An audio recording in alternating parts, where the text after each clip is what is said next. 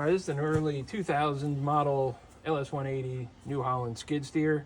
I've already replaced the other side lift cylinder, and this is actually the second one I'm doing. I've already removed it. I cleaned everything up, just, you know, to make it a little bit easier to show, you know, the removal process. But I used the same process on the other side as I did on this one. It seemed to work pretty good. So I figured I'd share it on YouTube here, and I'll just go through it real quick. First thing I did is I just came in here. 7/8 is what my hydraulic fittings are. I loosened up this fitting underneath here, took that one off. You know, let it drain off. Try to catch the hydraulic fluid so it doesn't get onto the ground so much. Came back over here. Took this one off, same thing, it's the same size on my machine, it's 7/8. Took that one off. After I got both of these off and let the hydraulic fluid drain, the hardest part that, you know, to this whole job is really getting this pin out of here, this really big pin. And this bolt in here has to be removed first. It's 1 1/8 inches. So what I did is I just staged a 1 1/8 inch ratchet out here on this side because I was doing it by myself.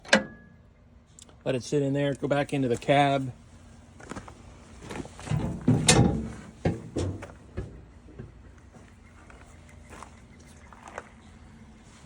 On the inside of the cab here, the other side of this bolt is located right here behind these covers. So you just kind of have to pry this cover out of the way. And like I said, what I did is I just took an impact, you know, whatever you got for, you know, for a decent size impact. I was just using a DeWalt impact. Same thing, you know, 1 1/8 inch on this side. You're gonna have to use an extension on it because it's set back in there a little bit. So come in here, get this on the nut side, and then what I did is I just reached around. I was able to straddle this thing, reach around with my other hand, grab the ratchet on the other side, which I think it fell off. Yeah, it did. But anyway, you get the idea. Just grab the ratchet there. Yeah, there's enough room for you to reach around. Stick the ratchet on there, take the impact on the inside, and then just back that nut off here. And that part's pretty easy. Once you get the nut off, there's a nut on this side. There's a nut and a washer that comes out of here. Let's see. Get them out of here. Here's the nut and the washer. Just set them up there. You can actually, at this point, you can push the bolt through the hole in there. There's the bolt in there. Just push the bolt through. It comes out the other side here. It's gonna be all greasy. Like I said, I already cleaned it up just so I, you know, just to make it a little bit easier to refilm this thing. Try to show them, you know, what I did. But all right. So at that point, once the bolt's removed and the nut's removed, you have to bang this. You have to just beat or twist or get this pin out of here. It's a tapered pin. I know I watched some other videos where a guy put a pipe wrench on it and tried to get some twists on it. I wasn't able to do that, just maybe because I was doing it with the boom down.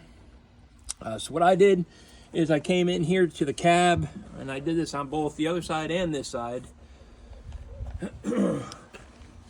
And all I used was a piece of 1 inch black pipe. And really, 1 inch black pipe is probably not the best thing to use for this because it's, you know, it's pretty soft metal, but it worked for me. You can see I kind of just put it on a grinding wheel there and just bevel down the edge of it. The other side you can see is kind of beat up from me beating on it. But and I would say this is probably, I don't know, what does that look like? 10 inches, 12 inches long, you know, a foot long maybe, a foot long piece of 1 inch OD black pipe. And what you're gonna do is you're just gonna stick that black pipe in there and catch. You kind of insert, I don't know if I'll be able to get this on video, but you insert this black pipe inside there, and this 1 inch OD pipe fits perfectly right in there. and sits right against that inside collar of that pin. And what I did is I just took a hammer. This is, any good size hammer that you can get a good whack on this thing, and back up a little bit here. And then what I did is just carefully gave it a couple good whacks.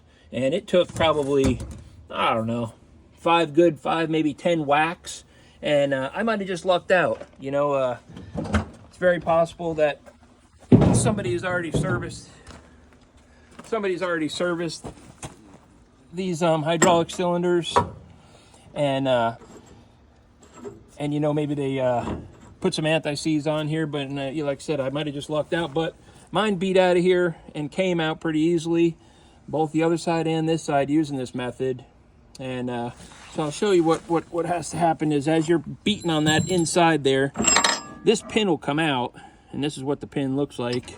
And actually what you're hitting is this inside ring, and there's just a very little bit of it exposed from the other side. But that's what you're trying to beat out. And yeah, so that's what the pin looks like. There's a little spacer in here, and it just falls out. Here, let me set this down. All right, this little pin spacer in here. And again, this stuff is all greasy when it comes out, or at least mine was. Just set that off to the side. Now this side of the cylinder is free, and it just kind of sets here on this fender. And go to the other side here, and this back side is real easy. There's nothing to it. It's a 9/16 bolt that goes through here. There's a nut on this inside, and it's nothing. You just take this 9/16. Oop, I dropped the washer. It goes in the back here. But basically, this sits in here like that, and then there's a washer and a nut on the back side of it, and that's as simple as that is just taking that 9/16 bolt and nut off. And then this, you just kind of have to lift up on this cylinder a little bit, and the cylinder does have some weight to it. So I don't know, I've never weighed it or anything, but I'd say it's probably about 60 pounds. So you just put a little pressure on it, and this pin just pulls right out. There's nothing to it. The hardest part of this whole thing is getting this pin out, and that's it at that point. Then it's just taking the cylinder out, draining it, either rebuilding it yourself, or I'm bringing it down to have somebody else rebuild it. But if you got something out of this video, I wouldn't ask you to like or subscribe, because really I don't have any other videos other than this one. But just keep in mind, our country, I feel, is probably going in the wrong direction. And